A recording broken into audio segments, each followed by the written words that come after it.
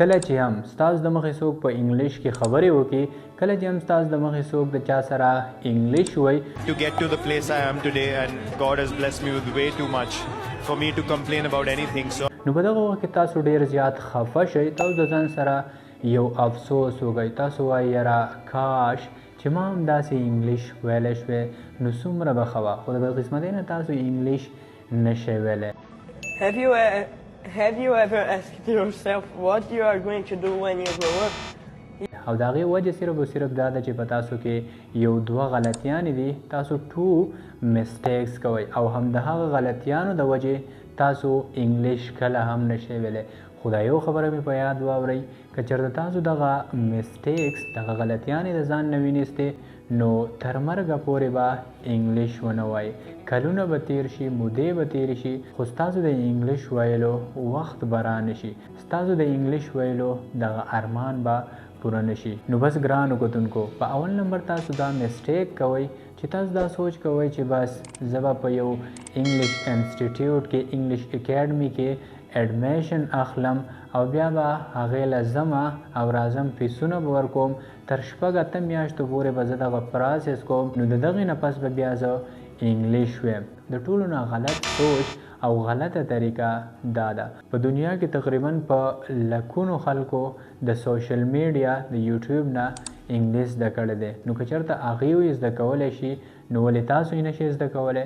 که زه خپله خبره وکړم نو ما هم د یوټیوب نه انګلیش زده کړی دی، داسې په اکیډمي کې ما خاص زده کړی نه دي، ما په خپله د یوټیوب نه انګلیش زده کړی دی. نو په اول نمبر کې چېرته تاسو انګلیش زده کول غواړئ، د چا سره انګلیش ویل غواړئ، دا هم په زړه ارمان وي چې مونږ د چا سره انګلیش ووایو، نو بس دا سوچ د ذهن نه وباسئ چې زه به په یو اکیډمي کې داخله اخلم، بیا به ځمه راځمه او د هغې نه پس به زه انګلیش ویم. او په دویم نمبر کې تاسو کومه غلطي کوئ نو بس په تاسو کې څه کسان داسې دي چې هغه واقع ده چې د یوټیوب د لارې د فیسبوک د لارې د انګلیش کلاسز اخلي، د انګلیش ویډیوز ګوري، خو هغه هم صرف او صرف ځان ته وخت ضایع کوي، تقریبا چې لږه ډېره زده کړه به دې کوي خو په صحیح معنو کې هغه ویډیو نه ګوري، بس صرف او صرف ویډیو واچ کی او بس هغه وخت کې لږه وګوري څه چې تې زده کړي نو بس په ګنټه نیمه کې تې هغه واپس هم هیري. تاسو ته پته شته چې دا ولې؟ دا یو خبره په یاد ساتئ، که چېرته تاسو غواړئ چې تاسو د سوشل میډیا د لارې، د فیسبوک د لارې، د یوټیوب د لارې انګلیش زده کوئ نو بس زه چې کومه ټپس نن تاسو له در کوم بلکل هغه تاسو فالو کوئ او په 2 میاشتو کې دننه زه تاسو له ګارنټي در کوم انشاءالله په چیلنج سره به تاسو د خلکو سره روان انګلیش وایئ، تاسو په انګلیش کې ډاډه خبرې کوئ. What he sees cannot be seen. What he creates cannot be created.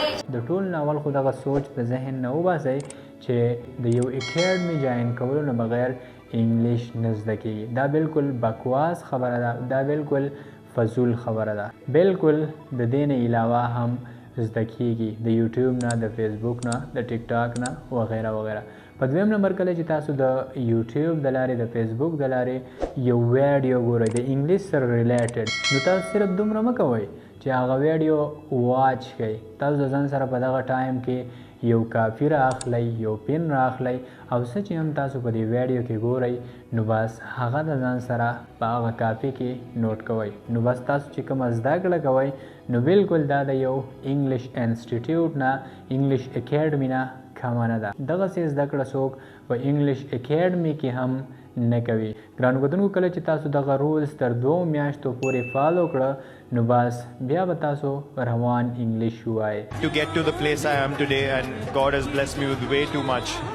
او که چېرته تاسو انګلیش نشو ویلی نو بیا ستاسو زه ذمهوار یم، بالکل په ګارنټۍ سره به تاسو انګلیش ویلی شئ. نو بس که چېرته تاسو دغه رولز فالو کوئ نو بیا په دې چینل باندې د کمې نوم چې دی ELA بای کلیم انګلیش لرنینګ اکیډمي بای کلیم، په دې باندې تر 2 کالونو مونږه د انګلیش سره ریلیټډ ویډیوز اپلوډ کوو، تقریبا 200 پلس ویډیوز دي، کومه چې د 15 منټو نه هر ویډیو سیوا ده، 15-20 منټو پورې د هرې ویډیو لینث دی او تاسو بالکل د دې نه په 2 میاشتو کې دننه انګلیش زده کولی شئ.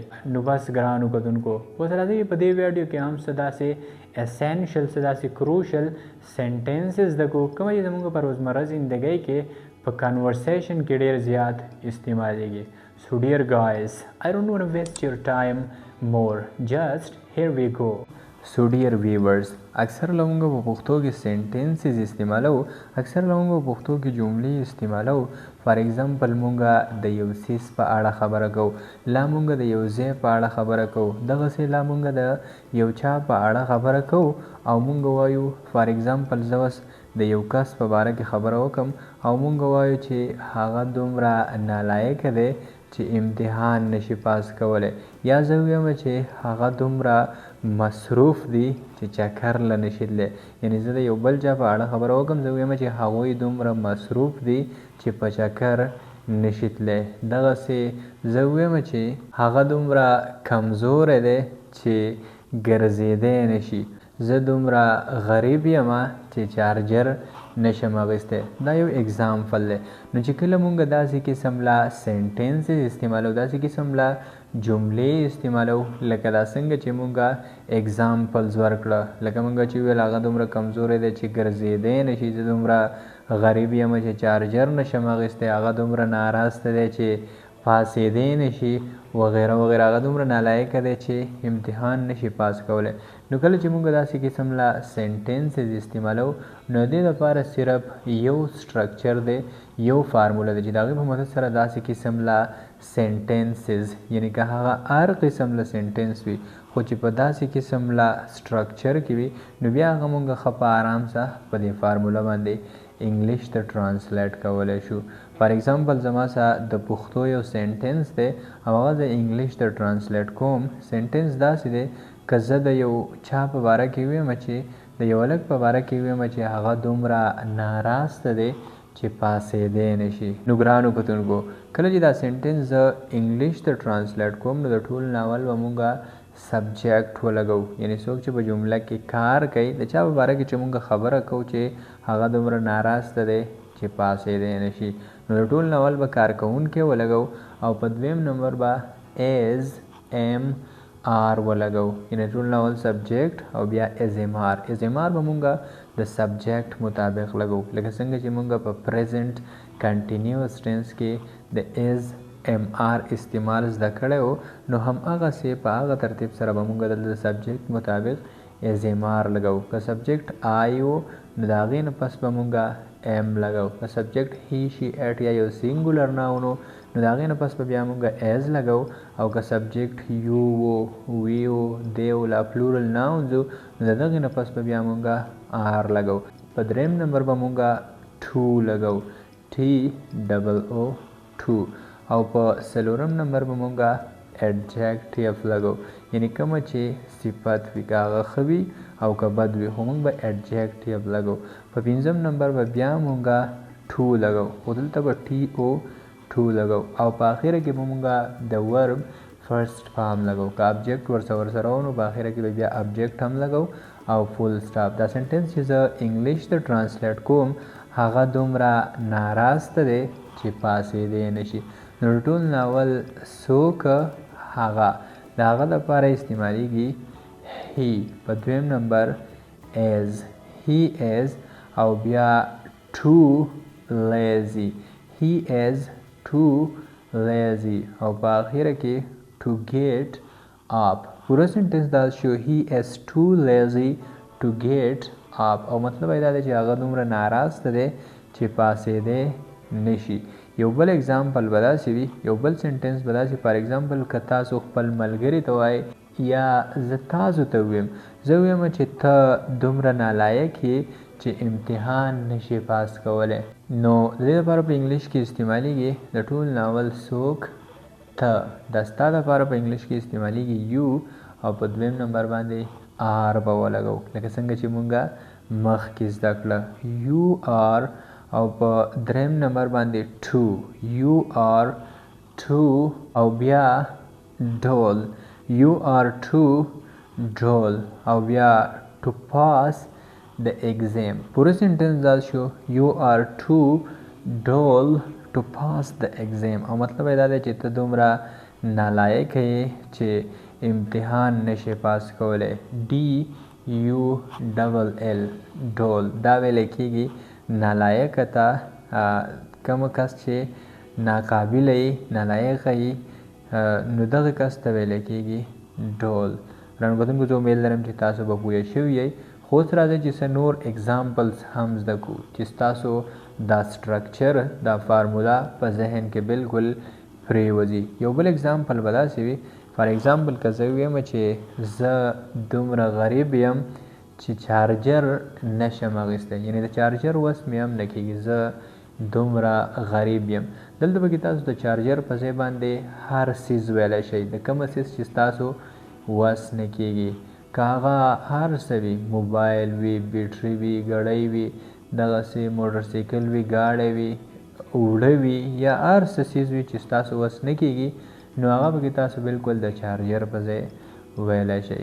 زه دومره غریب یم چې چارجر نشم اخیستی. دې لپاره په انګلیش کې استعمالیږي I am too poor to buy a charger. د I am too poor to buy a charger مطلب دا دی چې زه دومره غریب یم چې چارجر نشم اخیستی. که زه اوس دلته ویم چې زه دومره غریب یم چې اوړه نشم اخیستی نو دې لپاره بیا په انګلیش کې استعمالیږي I am too poor to buy flour او مطلب بیا دا چې زه دومره غریب یم چې اوړه نشم اخیستی. دا اګزامپل دی.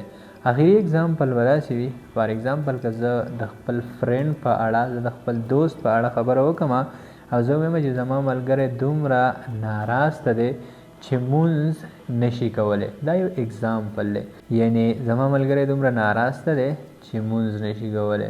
دې لپاره په انګلیش کې استعمالیږي My friend is too lazy to offer the prayer یا perform the prayer. دواړه ټیک دي. My friend is too lazy زما ملګری دومره ناراسته دی to offer the prayer چې مونځ هم نشي کولی. ګرانو کتونکو زه امید لرم چې تاسو به په دې سټرکچر باندې په دې فارمولا باندې پوه شوي یئ او تاسو به په دې هم پوه شوي یئ چې داسې قسم لا مزید د دې نه علاوه نور سینټنسز به مونږ په داسې په دې سټرکچر باندې څنګه جوړو. نو بس که چېرته واقعي تاسو د ویډیو نه زده کړه کړې وي نو په دې ځای ورسره ویډیو لا یو لایک ورکئ او په کمنټ سیکشن کې د خپل خوږ کمنټ اظهار وکئ. که چېرته تاسو د انګلیش سره ریلیټډ په یو ټاپک کې کنفیوز یاستئ، که هغه پارټس آف سپیچ وي، ایکټیو وایس، پیسیو وایس وي، دغسې ډایرکټ نریشن اینډ ډایرکټ نریشن وي یا 12 ټینسز وي، ماډل وربز وي، په دې باندې خو الریډي مونږ ویډیوز جوړې کړي دي. که چېرته تاسو په دې کې کنفیوز یئ نو انشاءالله زه به بیا هم کوشش کوم چې په دې درته نوې ویډیوز اپلوډ کړم. او که چېرته تاسو غواړئ چې تاسو انګلیش په پښتو کې په خپله مورنۍ ژبه کې او هغه هم صرف او صرف په 2 میاشتو کې زده کړئ نو بیا انګلیش په پښتو کې د زده کولو لپاره هم په دې زموږ د یوټیوب چینل سبسکرایب کړئ، ځکه په دې چینل باندې څه د 200 نه سوا ویډیوګانې د انګلیش سره ریلیټډ پرتې دي، کومه چې هره یوه ویډیو د 10-15 منټه نه باره ده. نو بس بالکل تاسو په فری کې انتهایی زیاته فایده کولی شئ، په کومې باندې چې خلک پیسې ورکوي. نو بس ګرانو کتونکو د ویډیو کتلو یو جهان مننه. د نیکسټ ویډیو پورې په الله سپارم. د لوی الله په امان. تھینک یو سو مچ. تھینک یو.